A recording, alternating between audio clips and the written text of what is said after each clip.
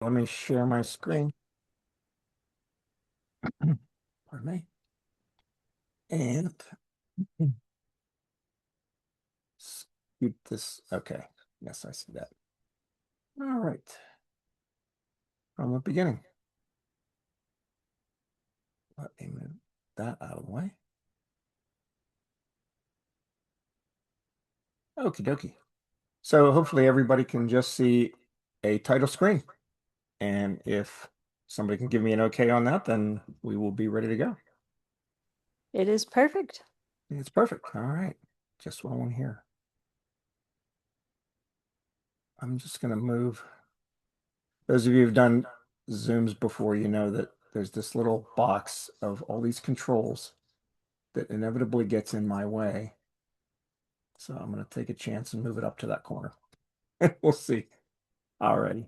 So, and I'm also getting the message to admit some people. So the program tonight, oh, by the way, for those of you who don't know me, if it's new to you, my name is Steve Cicero, and I am a history teacher. By the way, just confirm, yell if you're hearing any kind of an echo, because I'm hearing an echo, but if you don't, that's fine. I can deal with it. But just let us know if you're hearing it. Otherwise, continuing. Steve Cicero, I'm a history teacher, retired history teacher from the Butler Area School District. And when I retired, I decided that I wanted to continue doing the thing that I've loved doing most of my adult life, which is talking about the history of Western Pennsylvania. And that's exactly where the origin of this program came from. So I didn't have a classroom anymore.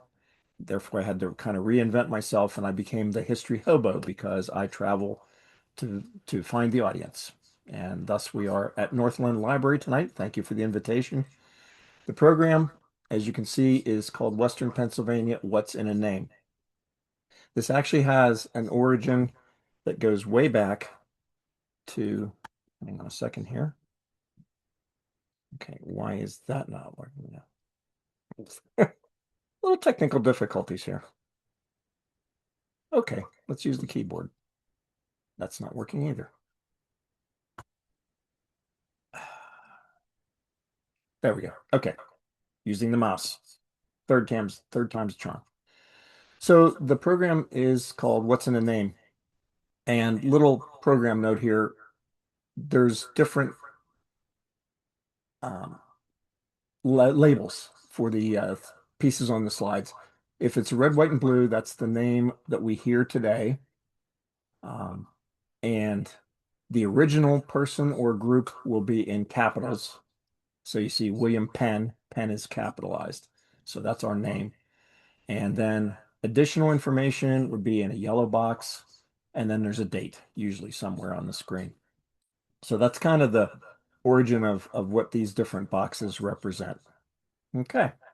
The origin of the program comes at this intersection on a highway that is about a mile from where I'm sitting tonight. This is near our street. It's part of a highway called William Flinn Highway, but the state will call it Route 8. And many of you may be familiar with it. Obviously, it's not too far from where you are, probably right now. But what's interesting is how some names of these roads are known because they're posted. Others may not even be known to you. But where did that come from? Every time I come to this intersection, for years we would ask this question in the family. It kind of became a joke. Who is William Flinn? And so tonight, if you've ever wondered that, we're going to answer that question right there. It's hanging off the line right above the highway. By the way, it's spelled, if you're familiar with the northern tier of Pittsburgh, and I'm sure most of you are, you might have seen it spelled differently. That's a mistake. Some townships have figured that out, others have not, but it is Flinn. All right, so let's get to the names of Western Pennsylvania. So we This are program getting is a little Western bit. Pennsylvania centric, specifically Pittsburgh centric, because Pittsburgh, of course, is sort of the origin of the settlement of Western Pennsylvania. It's where it all began. And also because most of us watch our news from Pittsburgh. And so it just kind of makes sense. The big names in Western Pennsylvania history are the big names in Pittsburgh history. more than anything else, except back in the early days. We start with William Penn, and again, capitalized Penn, but most of you probably know from your high school days or junior high school days. And by the way, that was most of my years at the Butler School District, that William Penn is not the namesake of the state, it's his father. He named it for Admiral William Penn. He and his father were estranged for most of his adult life because William Penn chose the Quaker faith or the Brotherhood. And so near the end of his life, though, Admiral William Penn came to reconcile with his son, and therefore William Penn was able to inherit the family fortune and found a colony here in Pennsylvania in 1682.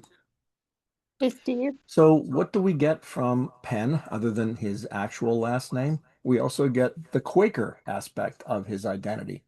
That is Quaker oats and Quaker state, and of course, Pennzoil, two varieties of motor oil.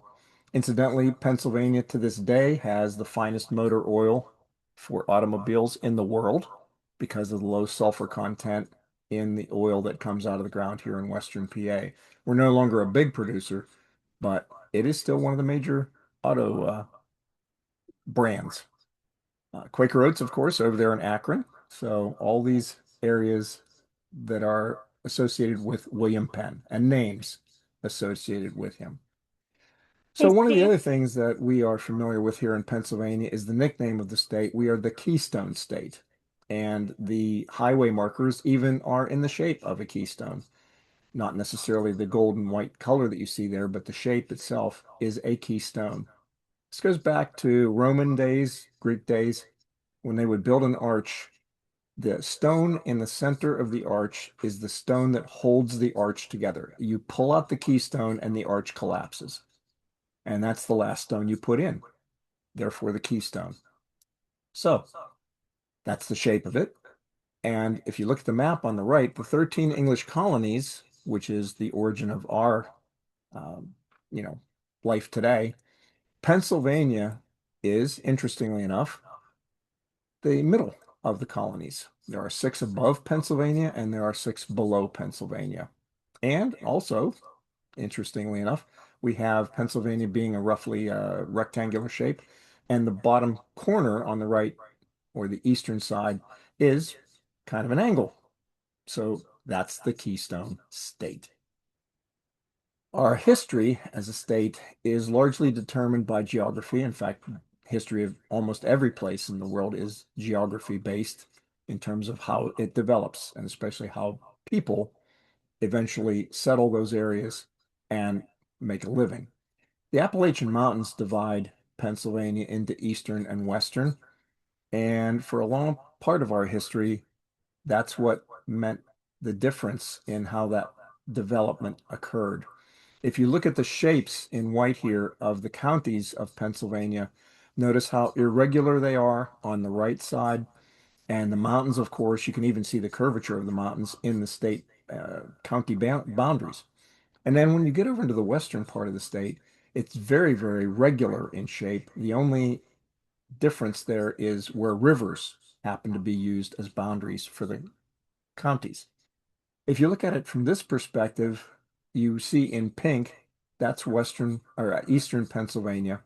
And again, you can see the difference in the shapes, and western Pennsylvania in the green. What's also interesting about that is that it took over 100 years for the eastern part of the state to be settled. But once the revolution was over, the western part of Pennsylvania was settled in less than 3 decades. And that's another reason for the squarishness of the shapes, because they were all settled between the period of 1781 and around 1810, only about 30 years. So it happens very quickly, and obviously the maps are drawn very square because of that. So speaking of names here in Western Pennsylvania, one of the things that is a definite legacy of the earliest times here in our area are the names that we get from the original inhabitants of this region, that is the Indian names, the Aboriginal people, Native Americans, if you will. So if you look at all the different bodies of water there, every one of those names comes from one of the native tribes. The one that might fool you, actually two of them that might fool you, are Lake Erie. Everybody thinks Erie. Okay, that's actually an Indian tribal name, and Ohio is as well. Now, Beaver, of course, is an animal name, but we'll get to that a little bit later. All right. So here's a little bit of a close up, if you will, of the area that we're talking about here. And that wasn't actually my intent. I don't want it to close up. Let's go back. There we go. All right. What I want to do is move on. So if you look at the Indian names of the various bodies of water, they actually have a meaning to the Native Americans. There was a reason why it had that title, if you will. Kinzu, Turkey Creek, Conemaugh, Otter Creek. Uh, the two that are most important for our consideration here is the Allegheny and the Ohio, which in the view of the Native Americans were one river. It was the Ohio River, the Great River. Now, of course, we think of it as three rivers, the third one being the Monongahela, which is referred to here as the Falling Banks. And that comes from the fact that obviously, there's a lot of silt that gets into the Monongahela River. Here's just a couple of examples. You can see the Monongahela there in the top left, Allegheny, Youghiogheny, and Conemaugh, and the Great River, Ohio.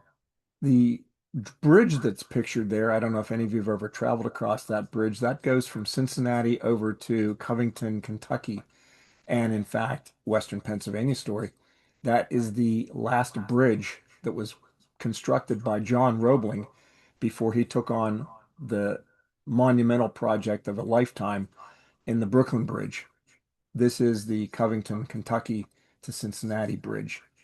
So it was kind of a preview of the Brooklyn Bridge to come. And you can see the similarity of it. So the Native Americans, settling on those for just a few more minutes, the Iroquois Confederacy is another name that comes down to us, both in the individual tribes. There's a lot of times we see that name here, and also the name of the group itself. A lot of people think that Iroquois is a tribal name. It is not. Iroquois is a linguistic name. There are two great language groups here in the Eastern Woodlands, as it was known, and that is the Algonquin people and the Iroquoian people. The five Iroquoian people of the woodlands lived next to each other in what basically is today the state of New York. And so from the east to the west, you can see them named there. Later on, the Tuscarora are going to be pushed out of North Carolina and they'll come up and join this group to make six. But notice the Seneca are the westernmost, and that is because they were considered in the Iroquois Confederacy to be the keepers of the Western Gate, as it was known. And so we have that group, that name, frequently appearing here in Western Pennsylvania. Seneca High School, for instance, Seneca Valley High School, that is, and the Seneca Valley Raiders. They've now changed the symbol of their teams. It's no longer an Indian, but it was at one time. And so, again, that's a reference back to the Seneca and why we have so many Senecas here in Western PA. The Seneca, by the way, are going to wage a war because of the fur trade, a war of extermination with the other tribes in this region, and they're going to become the dominant kind of rulers of the land, if you will. This map represents the two great European empires that are going to clash here in Western Pennsylvania. And why this impacts our story is because the French claims of land are going to be based on rivers and lakes. Everywhere that the French are going to land from a canoe or whatever it might be, a boat, ship, they're going to claim the land that is bordered by that body of water, whether it be a lake, a river, or a bay. The English claims, on the other hand, had nothing to do with river or lakes. They had to do with royal charters. They were drawing lines on a map. And so that's kind of how the two empires viewed the geography of North America, and it affects how they approach things as well.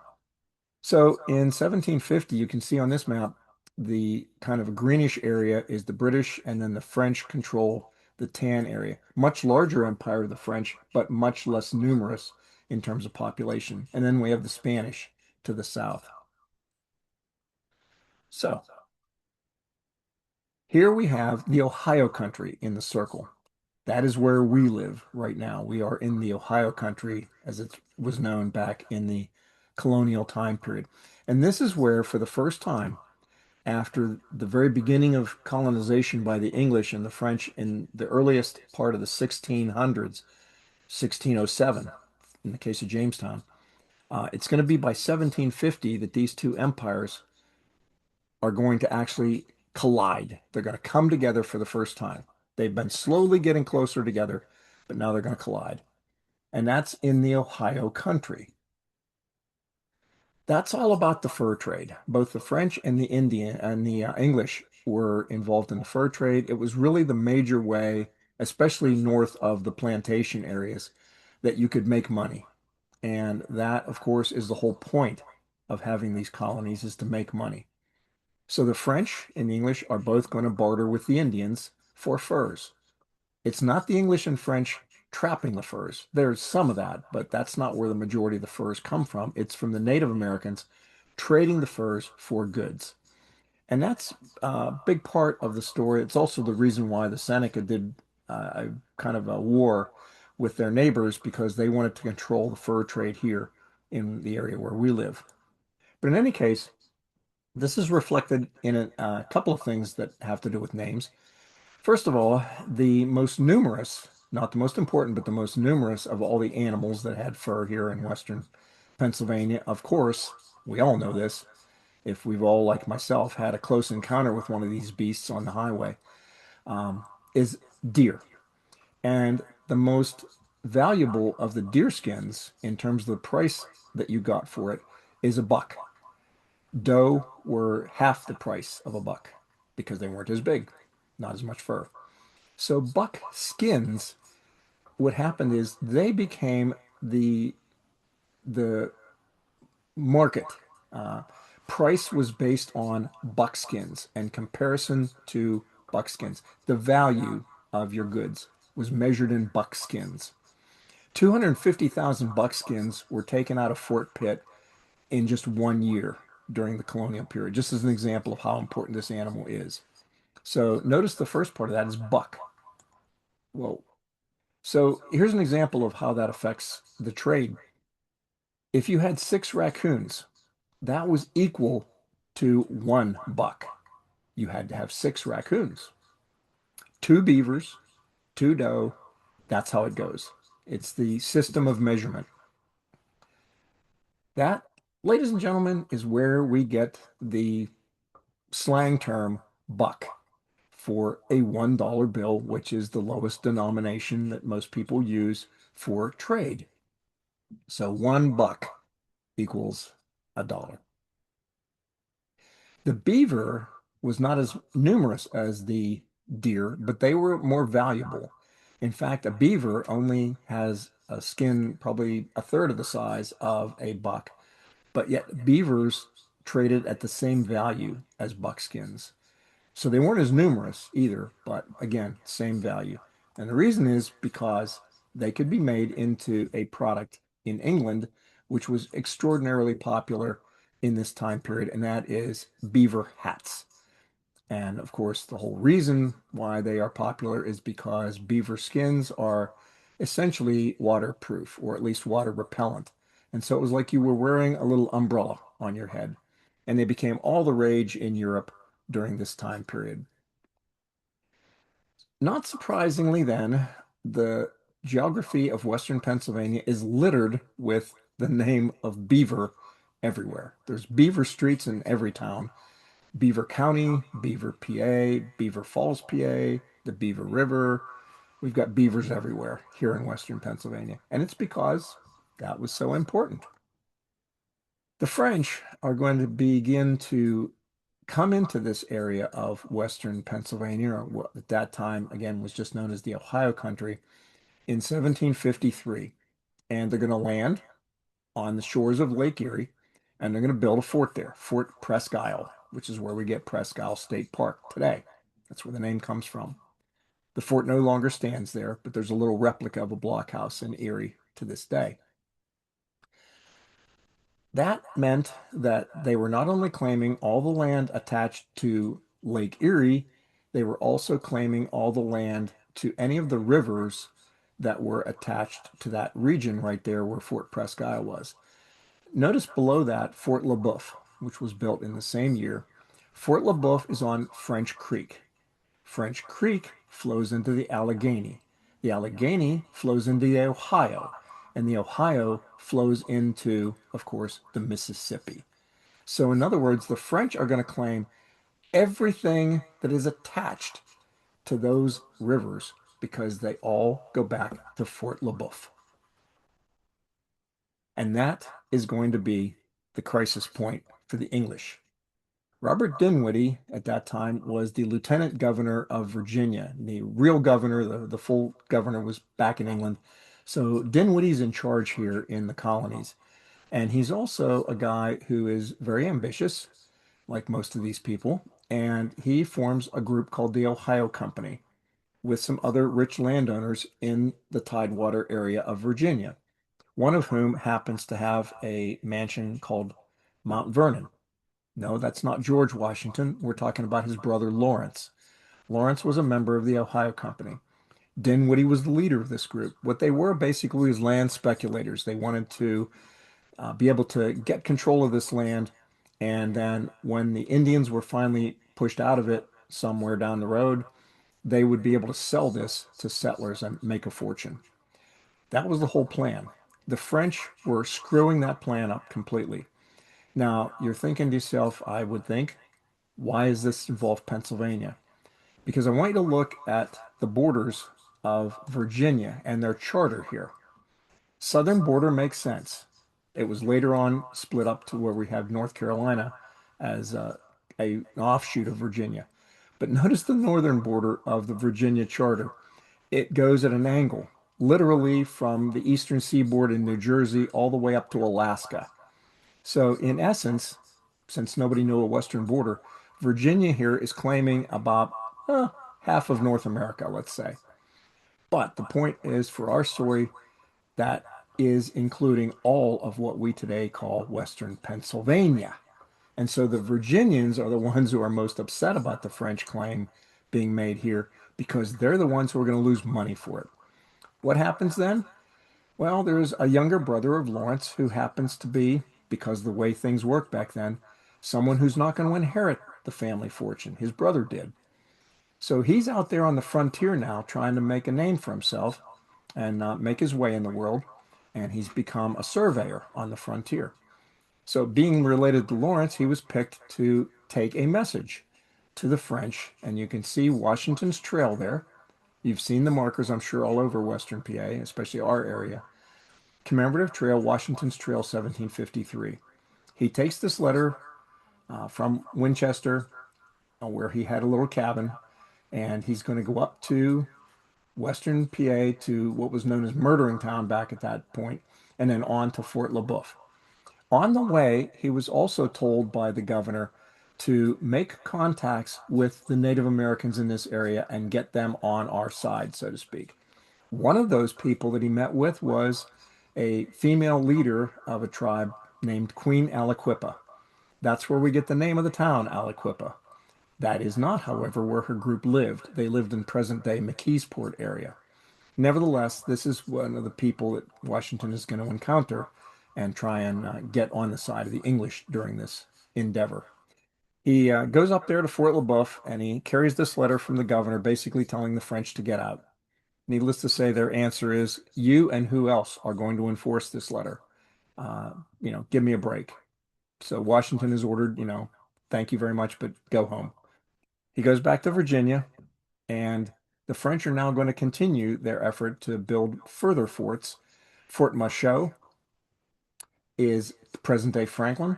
And then they're going to move further down the Allegheny down to the forks of what we today call the Three Rivers. And they're going to build another fort called Fort Duquesne, named after the Governor General of New France. And I'm not even going to bother to try and pronounce his name, but notice the middle part of his name is Duquesne.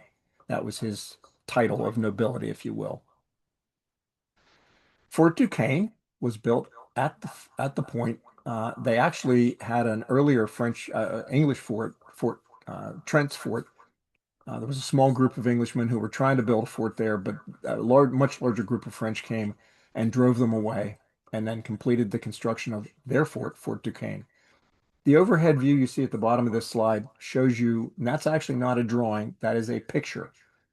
Those are pavers on the ground, and you can see them much more closely on the top picture. They show you the original outlines of the fort, Fort Duquesne. The kind of a wavy line out there near the fountain, that's the original coastline of the time period we're talking about. There's a lot of fill that was added later on to make the triangle further to the west. So there's Fort Duquesne's historic marker. So anything in Western Pennsylvania, and especially in Pittsburgh, that has the name Duquesne, that is indeed where it comes from. Duquesne University, whose basketball team goes by the moniker of Duquesne Dukes. And of course, we have a very famous road, Duquesne Boulevard, which you can see illustrated there. So Edward Braddock comes from England to drive the French out. The Virginians tried a couple of times. Long story short, Washington, Fort Necessity, and all of that, they were not successful. They just didn't have enough strength. So the English realized the real threat, and they're going to get behind the governor now, and they're going to send a real army to America, or that time the English colonies, under Edward Braddock. In 1754, 55, he's going to march his army up through the wilderness. They're going to cut a road, and they are going to encounter the French and their Indian allies at a place that today is basically Kennywood Park, right across the river there, Braddock, PA. The result of this is a massacre. Braddock was, convinced that he was right about how to fight these people, and he was dead wrong. In fact, he's going to die as a result of this battle. He's going to be mortally wounded. So Braddock's defeat occurs, and anything that's named after Braddock, that's where it comes from. A couple of years are going to pass, and this threat is still, brewing and getting worse. And so finally, the English have a new leader, William Pitt, and he's going to become the head of the English government. Notice Pitt is capitalized because that's where everything Pitt comes from, is this man right here. In 1756, he becomes basically the Prime Minister of England, and now he's going to wage war against the French more successfully. His title of nobility was the Earl of Chatham. So anything that's Chatham is also Pitt. It's the same person. So if any of you have a person in your family, or perhaps even yourself, who has any connection to Chatham University or any of the Chathams that are downtown in Pittsburgh, that's where it comes from. Speaking of things that are associated with Pitt, we have just concluded an NFL draft, big celebration of the city of Pittsburgh. And of course, the origin of the city comes from the man who it is named for, William Pitt. That is the coat of arms of the Pitt family. Notice the predominant colors, black and gold. Notice the checkerboard in the middle, blue and white. You all probably know where we're going with this right now, but Pittsburgh is the only city in all of North or South America where professional teams all wear the same exact colors. Wasn't always that way, but it is now. We have the Steelers. We have the Pirates. We have the Penguins. And of course, we have the Riverhounds. Now, we did have Penguins in different colors back in the early days of the franchise, but notice that also comes from the coat of arms. All of these colors come from William Pitt. By the way, we have a new team, the Riveters. That's a female soccer team to go with the Riverhounds. That was as of 2025. All black and white, or black and gold, sorry. So William Pitt is going to create another army, or have one created, and he's going to put John Forbes in charge of that army. So Forbes is capitalized there because, of course, we see that name quite often here in Western PA, especially in Pittsburgh. Forbes is going to come from Philadelphia region instead of coming up from Virginia. He's going to cut across the state directly. There is settlements as far west as Carlisle by this time, and so that's kind of the jumping off point. They're going to cut a road just as Braddock had done earlier. Braddock's Road, Forbes Road. Notice the forts that they built as defensive works just in case things went bad. They had a place to retreat to, unlike Braddock, who was a little too, um, smart for his own good. Fort Littleton, Fort Bedford, Fort Ligonier.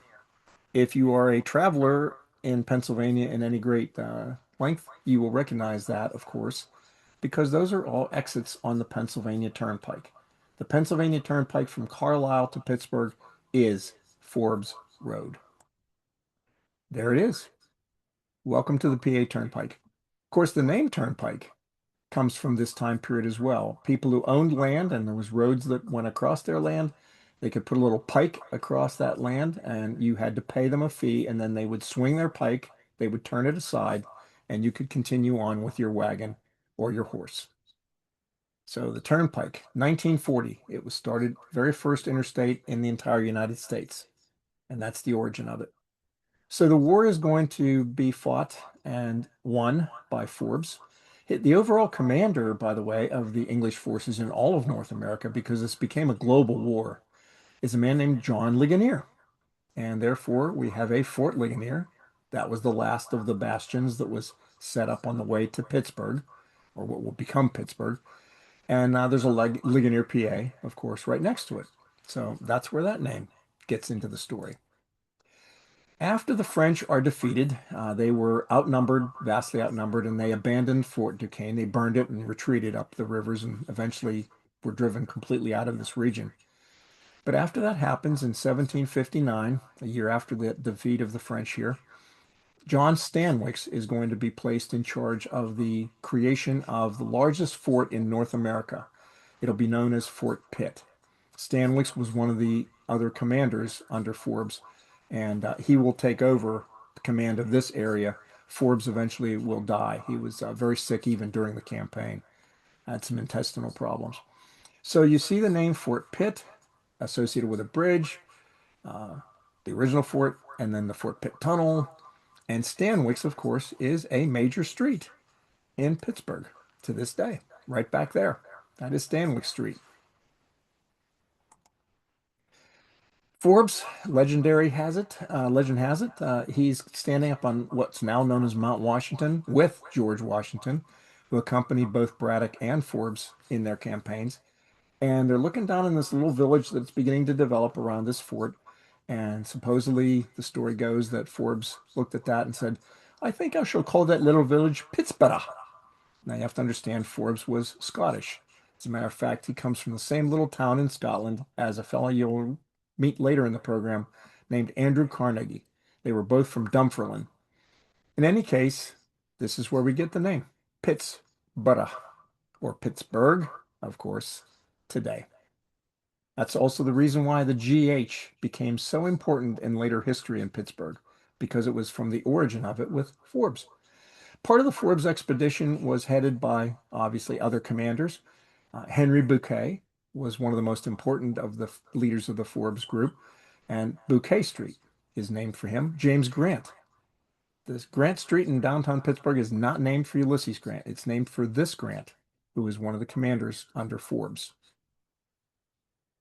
Forbes Avenue, of course, gets its name from Commander John Forbes. And so does the ball field, Forbes Field. I'm not sure how many of you out there in the audience had an opportunity at some point in your life early on to visit Forbes Field and maybe see a game there.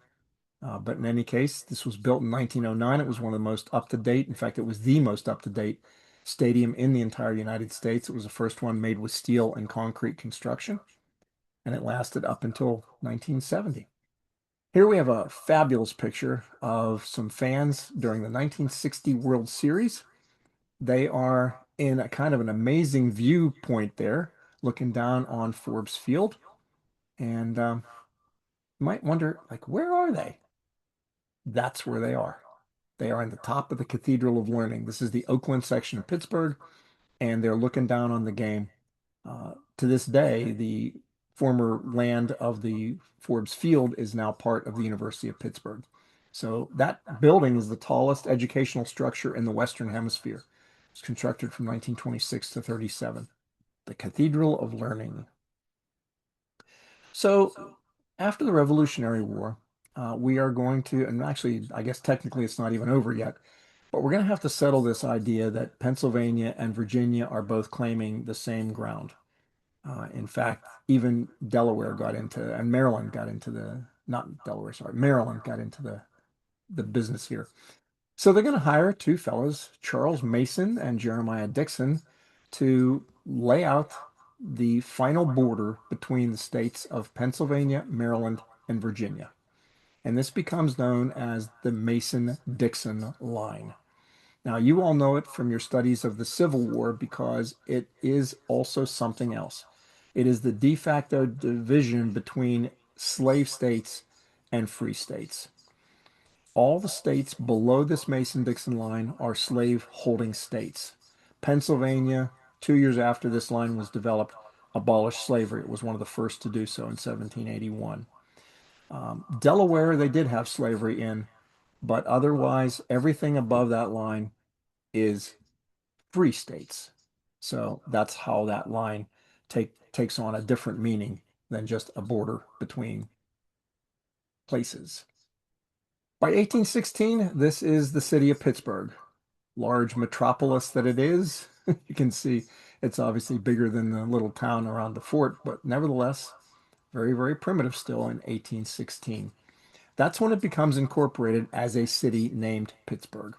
And that's when they adopted a flag that is going to be based on the Pitt coat of arms. That's the flag of Pittsburgh, black and gold with the coat of arms in the center. Western Pennsylvania counties are really interesting because, as I suggested earlier, all of these counties were settled very, very quickly. And so it's not surprising that almost all of them, the exceptions being Washington County and Westmoreland County, had names that are going to be from the end of the Revolution on. They got their name after the Revolution. So, not surprisingly, they were named after people who are going to be associated with Western Pennsylvania or national history in that time period. You can see the ones on the left that you're probably more familiar with: Washington, Jefferson, Armstrong, Mercer, McCain, Warren, Lawrence. Those are all military leaders of one sort or another during the Revolution, or political leaders during the Revolutionary time and shortly after. On the right, we've got Franklin, um, and then Perry, Crawford, Fayette. Fayette is not Fayette, it's Lafayette, shortened up to Fayette. Greene, another general. So all of these are, again, historical names. Indiana is for the Native Americans, Indians. There's John Armstrong, William Crawford, Nathaniel Greene, the Marquis de Lafayette. Those are some of the examples of Western Pennsylvania counties. And again, it all originates in a very, very short period of time. Of course, the one that's most famous for our purposes is Richard Butler. He was a Revolutionary War general, quite well known at the time, not so much on a national level now, but at that time he was quite distinguished. And that 1800, Butler County is named for him. He has died 8 years earlier, but nevertheless, it gets the name Butler because of his prominence. Common Western Pennsylvania street names. I find this kind of fascinating, but almost every town in Western Pennsylvania, and frankly, most of the towns of the United States have a lot of these names too. They're going to have names of famous people. And so Washington down to Adams, those are all presidents. And almost every town of any size in America has streets named for those people. On the right are people who are either political leaders or industrial important people, and you can see them illustrated there. Oh, I'm sorry, one more thing. Let's go back one. I meant to mention something else. Hang on here. On the left, those are all presidents. Presidents. I don't think I said that before. So I did a little survey of Butler a couple of years ago after doing this program a few times and kind of making this general statement. I thought, well, what is the status of Butler? So I got a map of Butler City and I looked over the whole city and the township. And yes, indeed, there is, all of these names are represented. The only one I couldn't find is Perry. There's a lot of Perrys in Pittsburgh and all over Western PA, but apparently none in Butler.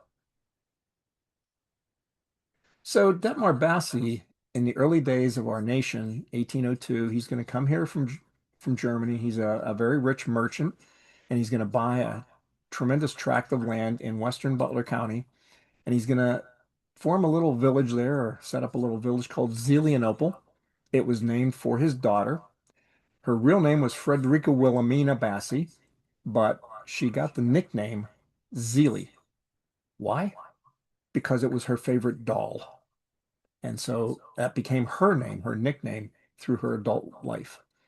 And you can even see it on her gravestone there. Zelie becomes engaged to a man named Philip Passavant back in Germany. And Detmar went back to Germany for a couple of years, about a year. And at that time, they announced that they wanted to get married. And he said, okay, you can do that, except you have to come back to America with me. And they did so. They agreed. And so they're going to settle in this new little town of Zelienople. Apparently, Zelie was quite miserable there. It wasn't anything like Germany. It was a frontier town. But in 1809, they're going to build that house, which still stands in Zelienople, the Passavant House. Anything in Western Pennsylvania, or frankly, anywhere in the United States, that uses the term Passavant, it comes from those two people right there. It is their descendants who are going to make that name famous. Mainly one of their sons, who becomes a very well-known preacher and someone who was really obsessed with the idea that it was, you had to protect and take care of your body and your health. That's what God wanted you to do. So it was a big part of his religious beliefs. And so, not surprisingly, then he's going to promote health and healthcare facilities, creating the original Passavant Hospital. Not that one, but an earlier building. But anything that's named Passavant that has to do with health, it goes back to William Passavant. Just up the street from the Passavants are the Buells, and there were 11 Buells, five Passavants, and they all did pretty well. But the Buells especially were very successful. Christian Buell, who came here in 1805, was a tanner and leather goods, but that house still stands as well. The Passavant House, by the way, is the Zelienople Historical Society headquarters, but they did give tours to this day of these houses. So Buell name is going to become very common here in Western Pennsylvania. If any of you've been to Sharon, PA, the Buell Mansion is named for Frank Buell, who became big in the steel industry, Shenango Steel. He also was very important in the development of Detroit and became mayor out there. Buell Planetarium. Many of you, if you're my age, would remember going to the old Buell Planetarium, which is now the Children's Museum in downtown Pittsburgh, on the north side. Boggs and Buell actually originated with two men who grew up in Zelienople, not surprisingly, Russell Boggs and Henry Buell, and they started a department store, which became a very large concern in the north side of Pittsburgh, along with Kaufman's and Horn's. In 1813, there's a battle during another war with England called the War of 1812. James Lawrence is going to do battle with a British ship, the Shannon, and his ship is going to get wrecked, basically. Going to do very, very badly here. And at one point, Captain Lawrence is mortally wounded. And as he lies dying on the deck of his ship, he issues the immortal command to his men, fight her till she sinks. Don't give up the ship. Well, of course, as soon as he passes away, they raised the white flag because their ship was falling apart. It stayed afloat, but nevertheless, it was a mess. And so the men surrendered. So the phrase, however, of Captain Lawrence with a capital L comes down in naval lore, very famous, but it also becomes the name of a town, Lawrenceville, the same year. This was a town that was started by a fellow whose son you all know, Stephen Collins Foster. But Mr. Foster is going to create the town of Lawrenceville, where his son Stephen is born. The Battle of Lake Erie followed this only a few months later. One of Lawrence's friends was Oliver Hazard Perry. Perry was given the order by the U.S. government to go to the Lake Erie and to construct a fleet to do battle with the English fleet and to try and wrest control of the Great Lakes from the English. His flagship was named for his good friend, Lawrence, and he carried a little pennant with him that said, "Don't give up the ship." The Battle of Lake Erie, very famous, tremendously important victory for the Americans because this now gave the Americans control of the Great Lakes, not just Lake Erie, which is why Perry's name, of course, is legendary here in our area.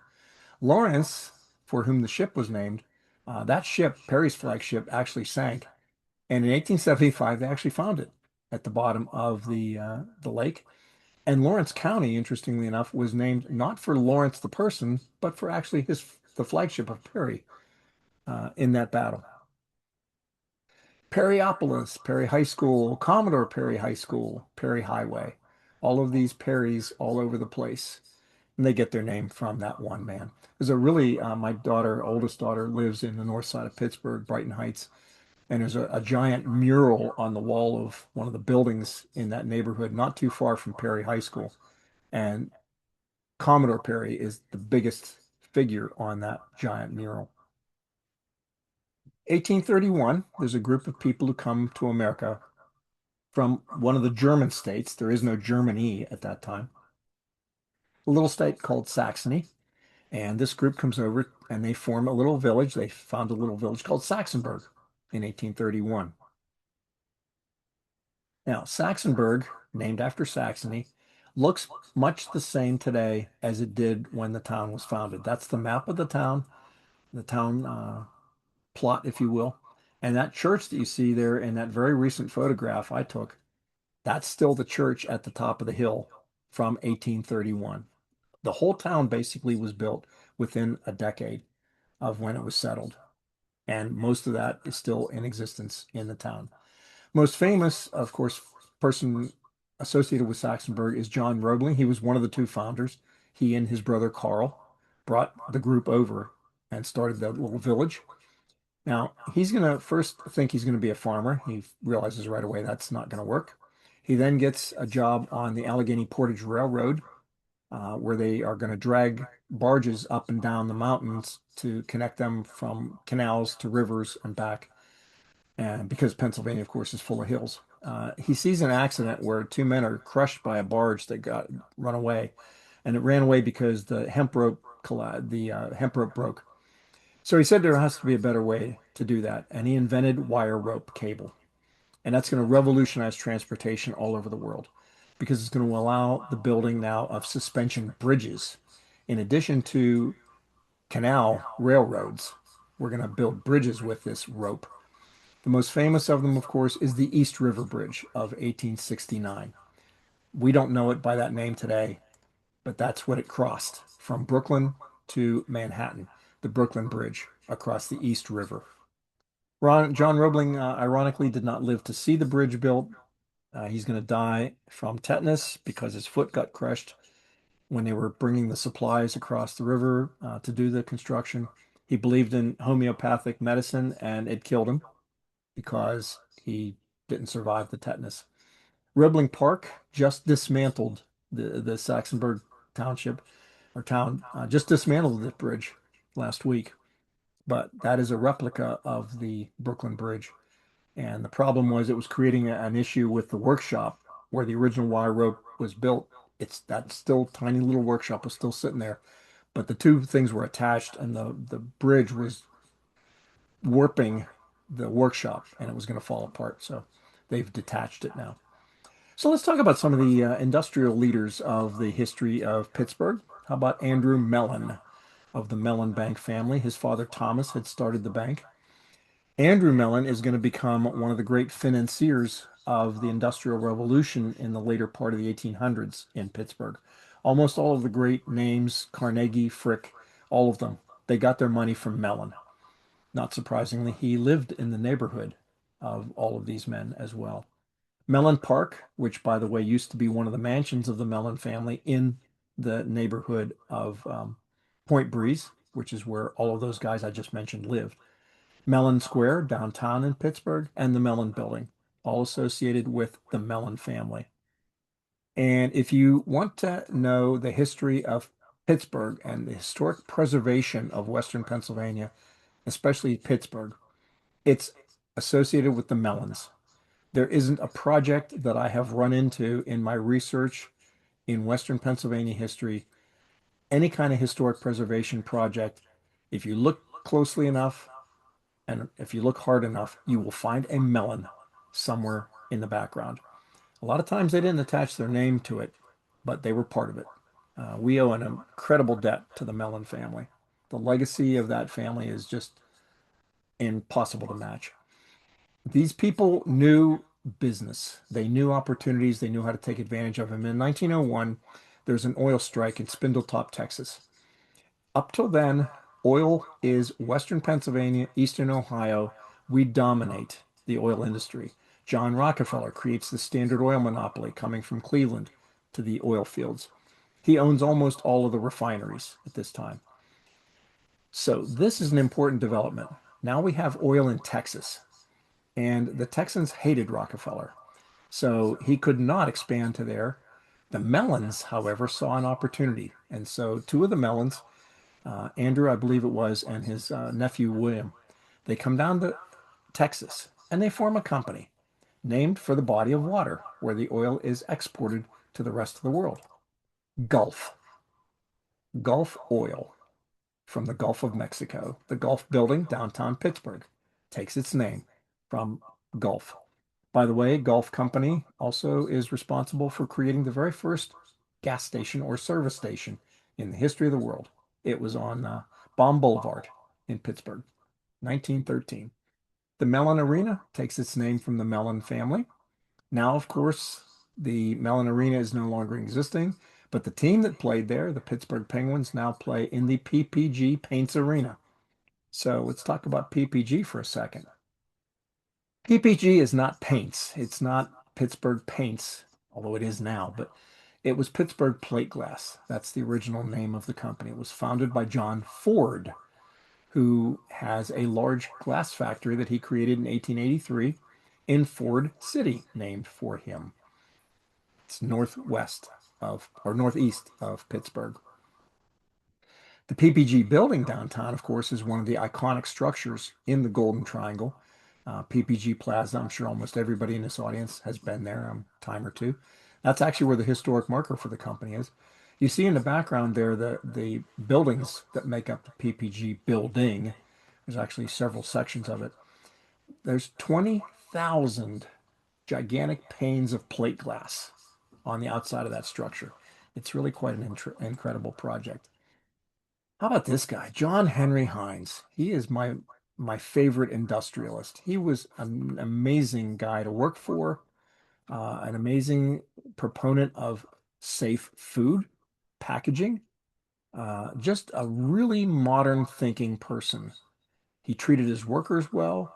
He made sure people had good products that he created. Heinz 57, of course, famous varieties, not of ketchup, but of pickles.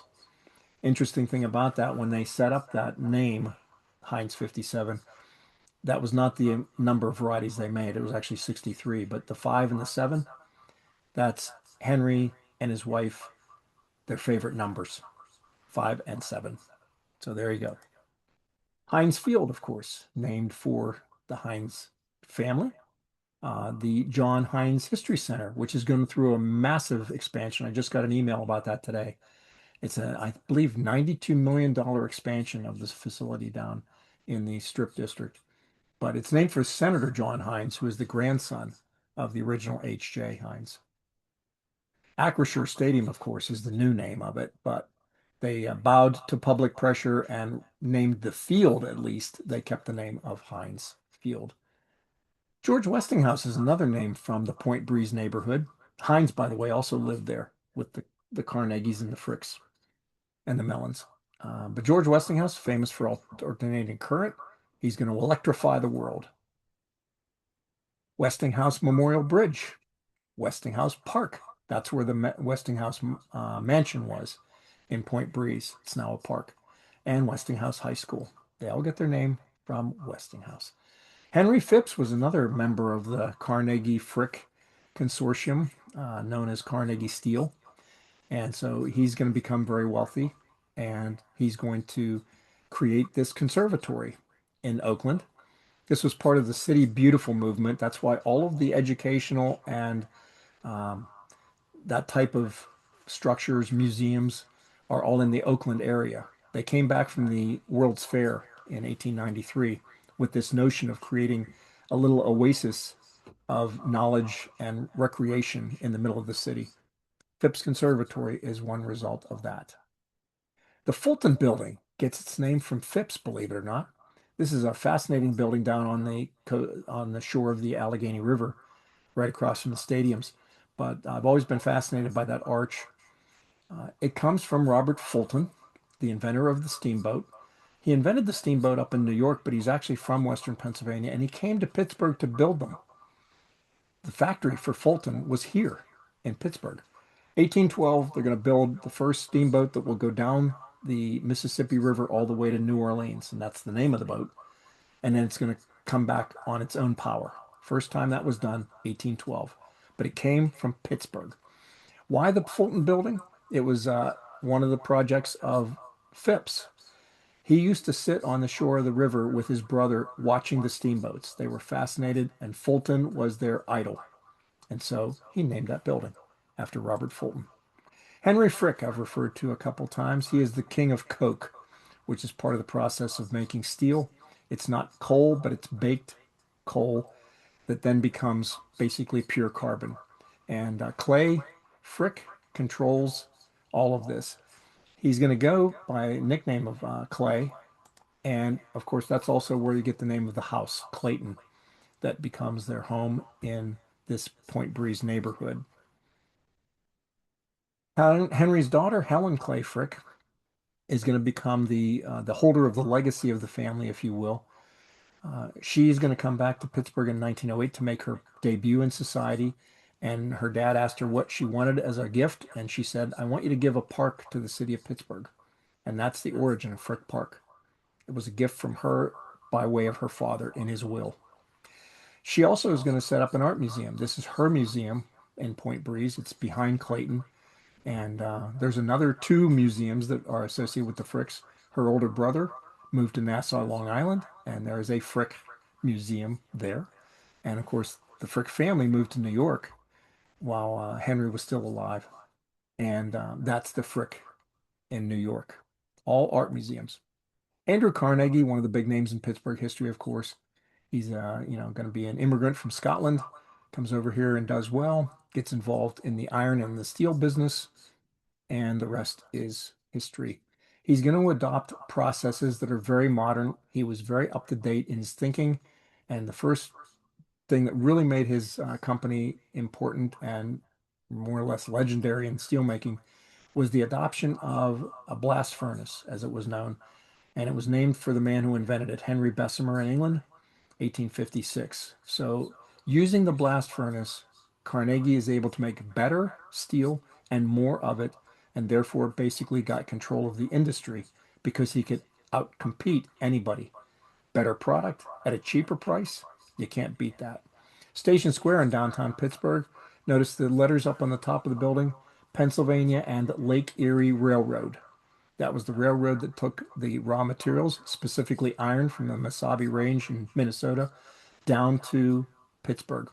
And that today is, of course, a shopping area known as Station Square, named after the railroad station, 1976. Bessemer Converter, by the way, that photograph, that's down there. There's a real one on the river there, and you can see the PPG building in the background. Notice the people down in the lower left, the gentleman with his back to us, that red splotch down there, that's a person. Gives you a sense of the size of a Bessemer converter. Carnegie Steel, their main plant became Homestead. This is a very famous strike in 1892, but that happened in Homestead, Pennsylvania. Um, the waterfront today, the shopping mall, is on the footprint of the original factory. And this is the Pinkertons versus the workers. And this is just a disastrous strike for the union movement in America. But the waterfront, they have those stacks. Those are not stacks of factories like smokestacks. They're actually the way that they got the steam to come out of the molten metals. And so they were soaking pits. That's what they were called, soaking pits. And that's the stacks from there. The Homestead Grays, though, are named after the town of Homestead and the factory of Homestead. This is a Negro League baseball team. Josh Gibson and Buck Leonard in the middle there, two of the legendary players of Negro League baseball. Today, this Homestead High Level Bridge has a different name. In 2002, it was renamed. By the way, that's the original footprint of the Carnegie plant back there. You can see there's not much there. This is before the waterfront mall was built. But in any case, this is now the Homestead Grays Bridge. It gets its name from the baseball team. Carnegie, as you probably well know if you're from Western Pennsylvania, put his name on everything. Uh, Carnegie Science Center is one of the most predominant examples of this down there on the riverfront with the USS Requiem in the corner there. Carnegie Music Hall, which is not too far away. This is Oakland again, City Beautiful movement. This is the kind of thing that you would build for people to have recreation and education and just the good life. Uh, right in front of the Carnegie Music Hall, of course, is the dinosaur named for Andrew Carnegie. It's a replica of Dippy, Diplodocus carnegii. That's the actual scientific name. Carnegie was a big proponent of the finding of dinosaur bones, and so, not surprisingly and appropriately enough, one was named for him. But they refer to that little statue as Dippy. Carnegie Natural History Museum. If you want to see all those dinosaurs, that's the place to go. There are hundreds of skeletons, a few of which at any given time are on display. Actually, they're not skeletons. I think most of you know they are molds of, you pour it into the cavity where the skeleton used to be. Carnegie Art Museum is right next door. Carnegie Mellon University is actually a combination of two schools, started out as Carnegie Institute of Technology and the Mellon Institute. And in the 1960s, they were combined into CMU, Carnegie Mellon University. Carnegie Libraries, they are all over the world, but specifically in the United States, there's over 2,000 of them. Here in Western Pennsylvania, almost every town of any size has one. Oakland, section of Pittsburgh, Lawrenceville, Braddock, Johnstown, Homestead, Duquesne, they've all got Carnegie museums. My favorite story about Carnegie museums, though, is in 1894 when the towns of Chartiers and Mansfield wrote a letter to Mr. Carnegie. And they said, if you will be kind enough to give us a library, we will be kind enough to name it the town. We will change it to Carnegie, PA. And ladies and gentlemen, that is exactly where it came from. So that's why we have a Carnegie, PA on our map today. They got their library. And so did 2,508 other municipalities. So that's how many Carnegie libraries he endowed. I'm sorry, not endowed. He gave the money to build them. He endowed five of them, one in Scotland and four here in the United States. Carnegie Building was downtown Pittsburgh for many, many years, built in 1895. It was an office building downtown. Eventually, it was torn down, but it was also overshadowed in 1902 after Carnegie and Frick had a titanic falling out, which created this book title, Meet You in Hell. We can talk about that later if you want to hear the story, but that happened in 1900 when they broke apart and no longer partners. And in fact, they never spoke to each other again. But Frick builds structure in 1902, and the story goes that it supposedly overshadowed the Carnegie building on purpose. So the Carnegie building disappears, but the Frick building is still down there. In fact, I gave this very presentation in the Frick building a few years ago. 1901, Carnegie divests himself of his holdings and he sold it all to J.P. Morgan. And Morgan is going to create the first billion-dollar corporation in world history, the U.S. Steel Corporation. The U.S. Steel Building in 1971, therefore, gets the name from that corporation. Now we know it as the UPMC building, but U.S. Steel still has its headquarters in the structure. Pittsburgh Steelers get their name from this. Well, not actually, not from the building. And in fact, not not from steel directly. They get it from a symbol called the steel mark. The Iron and Steel Institute developed this symbol. Art Rooney asked for permission to use it on the side of the helmets of the Pittsburgh Steelers, and he got permission. They slightly changed the color of orange, which represented iron ore, and they made it red. But otherwise, it's the same as the original logo. Mount Washington, we have Duquesne Incline and Monongahela Incline. All of those get their name from the original time period we were just talking about a few minutes ago. Washington, Duquesne, and Monongahela. But the important part of that story right there on that screen is that those are the only two funiculars left on Mount Washington, as we know them, the trolleys that go up and down the mountain. But they are also being pulled by something we've already talked about, Roebling steel cable. That is original Roebling steel cable that takes those cable cars up and down the mountain to this day. They're the only two left. There were originally about 24 on that hill. The Three Sisters bridges downtown in Pittsburgh get interesting names. They all were created within a 3-year time period in the late 1920s. 6th Street, 7th Street, 9th Street. There is no 8th Street Bridge, but they are now the Clemente, the Warhol, and the Carson Bridge, named after Roberto Clemente, the famous baseball star of the Pirates. Andy Warhol, who is basically viewed as the father of the pop art movement in the world back in the 1960s. Silk screening was his favorite. And finally, Rachel Carson, who almost single-handedly, now that we're in April here, is responsible and considered to be the mother of the environmental movement in not only the United States, but in the world because of the book that she wrote in 1962, Silent Spring. Single-handedly has DDT stricken from shelves of hardware stores all over the world, almost single-handedly, and probably saves humanity. 1981, there's a great structure down on the shore of the Allegheny River, David L. Lawrence Convention Center, named for the governor and also mayor of Pittsburgh, the only man to ever hold both of those positions, David Lawrence. The shape of the building, by the way, is to be reminiscent of sail and the fact that Pittsburgh had a connection to the world by way of ships that went down the river, and sailing ships then took our products all over the world. So that was kind of the idea there. Pittsburgh in 1902 is pictured here, and notice the bridges that are so close to the point in that photograph. It's really interesting how the triangle is going to develop because there's going to be this time period of about 30 years where they're going to have what's called the Pittsburgh Renaissance in two phases, the cultural district and also the Golden Triangle during that time period.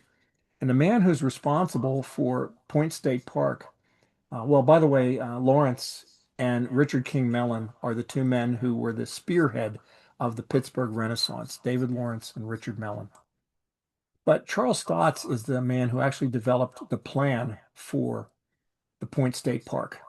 And at one point in the production, he told the powers to be, we'll never get anywhere with those damn bridges where they are.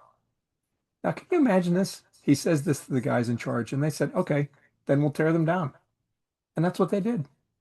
They built two new bridges and they tore the old ones down. Okay. That's a story. That story blows me away. So now we have those other two bridges instead of the ones that we saw in a slide just a couple ago. 1974, this is the Golden Triangle when it was finally kind of completed.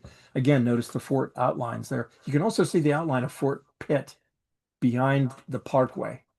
There's 5 points there. One of the points is now the Fort Pitt Museum, which is the one with the blue roof there right beside the highway. That's one of the 5 points of the original point. Here is a fantastic view. You've probably all seen this going into the city of Pittsburgh. This is one of the things that really just people were so remarking about during the draft. Was the incredible views of the city of Pittsburgh. Many people consider it to be the finest cityscape in the entire world. I'm talking global. People think this city is just so remarkable for the view of it. And you can see a good bit of it right here. You can also see the points of that fort and then the museum on the other side of the road. So we're looking at the point the confluence of the Three Rivers, another name we see all over Western Pennsylvania, Three Rivers and Point State Park. Three Rivers Stadium, that's where it gets its name as well. And of course, that was 1970, which made way for PNC Park and Heinz Field at the turn of the century. PNC Park is widely considered to be the most beautiful ballpark in Major League Baseball, largely because of that view right there. And not surprisingly, that's why they built the draft venues where they did, so you could see that city in the background. So Anthony Kenny is going to have a farm, and he is going to uh, eventually allow a trolley company to use this as picnic grounds. And it becomes known as Kenny's Woods. Thus, we have the origin of trolley parks becoming amusement parks, just picnic grounds. And that's where Kennywood Park came from. That's also where Idlewild came from.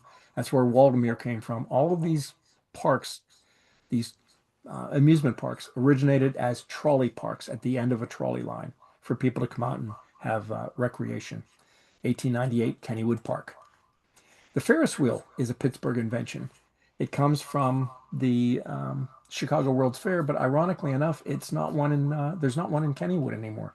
Many of you may remember when there was one, but there isn't now. 1999, Kennywood, in their infinite wisdom, decided to tear it down to make way for, I believe it was the log jammer at that time, which is no longer there either. The original Ferris wheel, though, was invented by George Ferris, and that is from 1893. It was the Columbian Exposition. The previous World's Fair in Paris unveiled the Eiffel Tower. And so when we brought it to America and Chicago, these developers of this new World's Fair said, we got to outdo the Eiffel Tower. They actually had a tower in mind, and Frick and Carnegie got into such an argument over what it was going to look like that Carnegie pulled the money for it. And so they had to go with Plan B. This is Plan B. George Ferris had come up with, he's an engineer, bridge builder. He came up with his idea of a moving wheel, a gigantic moving wheel. That is one of the cars. You can see, well, three of the cars you can see there. There are 36 of them. Each of those cars is capable of holding as many, if you really pack them, 60 people. That means the original Ferris wheel, believe it or not, this is astounding. 2,160 people can ride in the original Ferris wheel. Imagine that. It took 20 minutes to load, 20 minutes to unload, and then you got a couple of revolutions in between. Just an incredible structure, incredibly popular during the fair. Ferris House on the north side, the Mexican War Streets neighborhood, which gets their name from Mexican War. Battles, Buena Vista, Monterey, Palo Alto, and leaders, Sherman, Taylor, Fremont. Those are street names. But Ferris lived in that neighborhood as well, and that's his house. There's a little marker right beside the red door. It's the only way you would know it.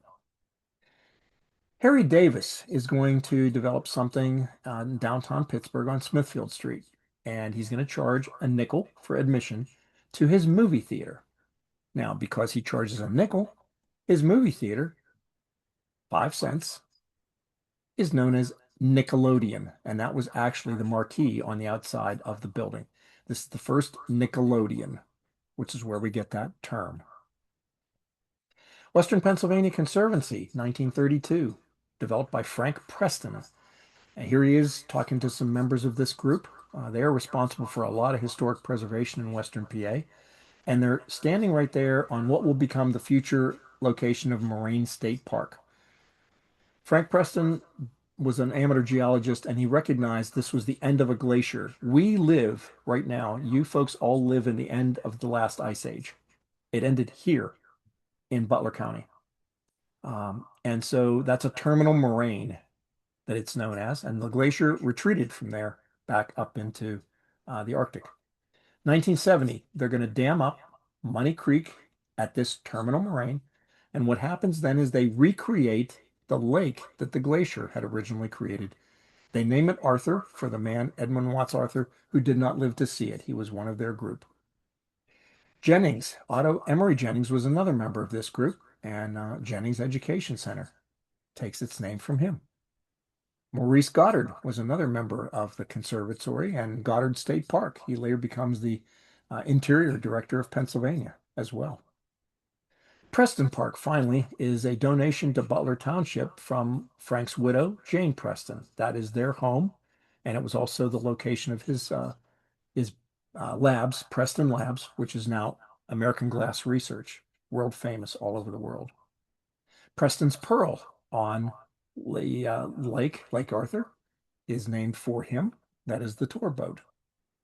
William Flinn, we've talked about. We now finally are arriving at William Flinn. It's Route 8. It starts at Wilkinsburg and goes all the way to Erie. It's named for this man, and he is in the infrastructure business.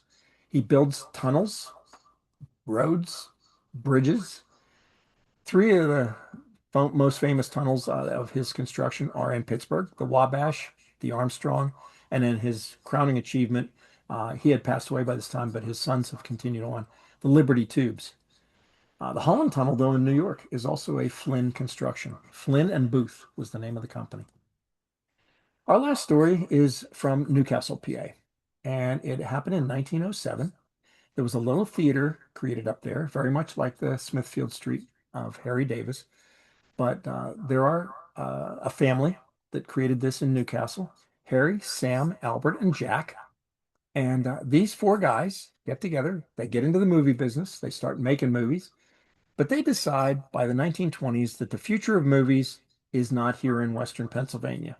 The future of movies is out in the West, specifically California, specifically Burbank. They are known as the Warner Brothers. They started in Newcastle, but now in 1923, they are moving to Burbank. And the rest, of course, is the stuff of legend in entertainment. That's Jack Warner on the right. He was the driving force of the company. But the Warner Brothers are going to create this fantastic group of characters. I don't know if any of you were like me, but when I was younger, this right here is my Saturday mornings. At the end of the week at school, I would sit glued in front of the television set for hours watching the Looney Tunes do their monkey business on the television. And my mother would put food in front of me and I would continue watching the cartoons. If any of you have any experience like that in your background, that was fun times. So I thought that would be an appropriate way to end our program. In the immortal words of Porky Pig, that's all, folks. Thank you very much. Thank you so much, Steve. If you would like to ask a question, I think you should be able to unmute yourself now, or you can type it in the chat.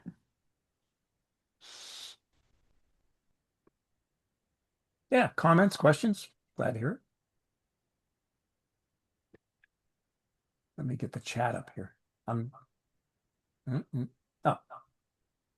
Lots of thank yous coming in.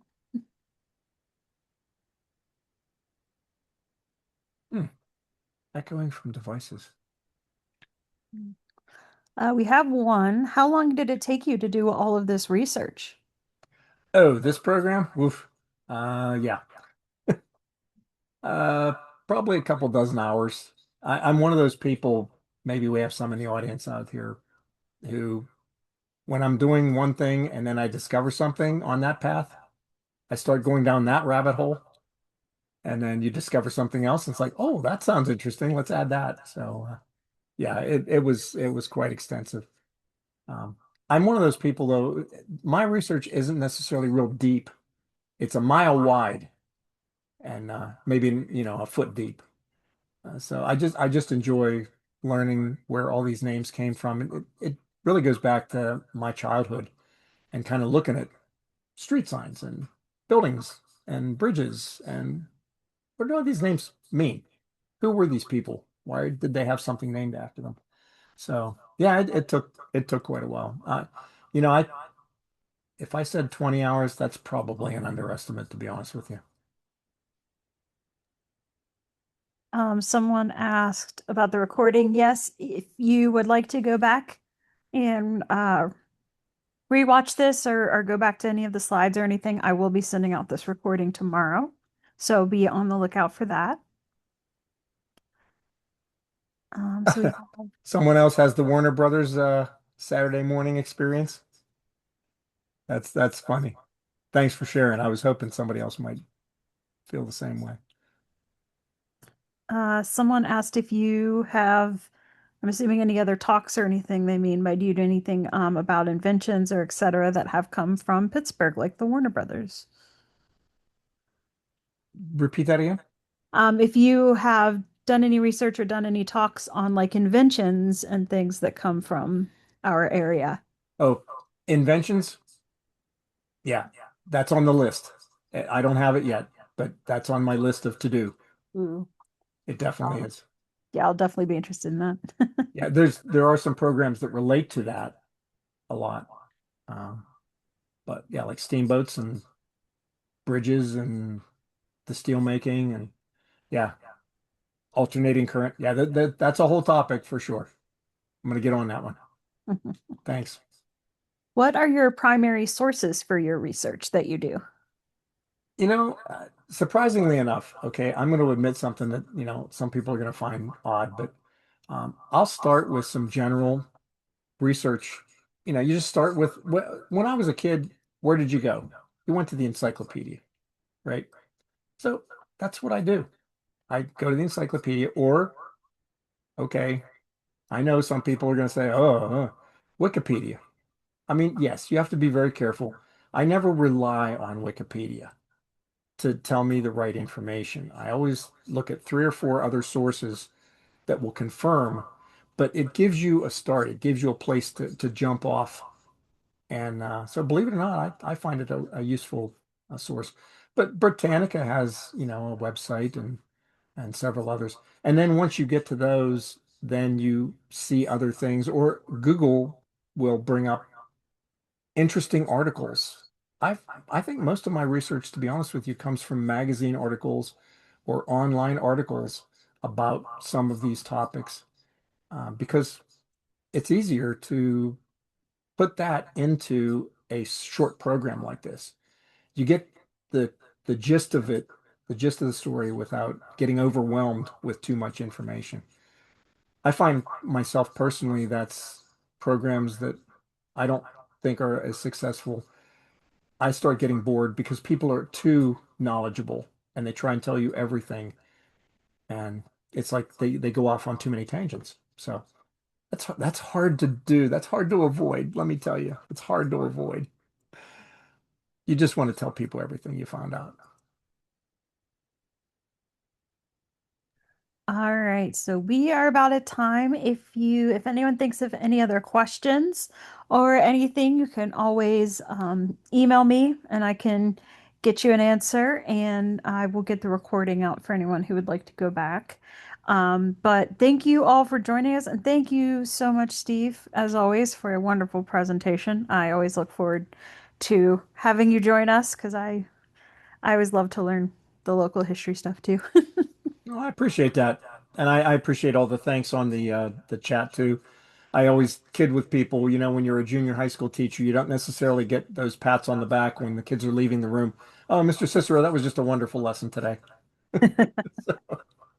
It's always Well, nice. thank you so much. And You're everyone welcome. have a wonderful evening.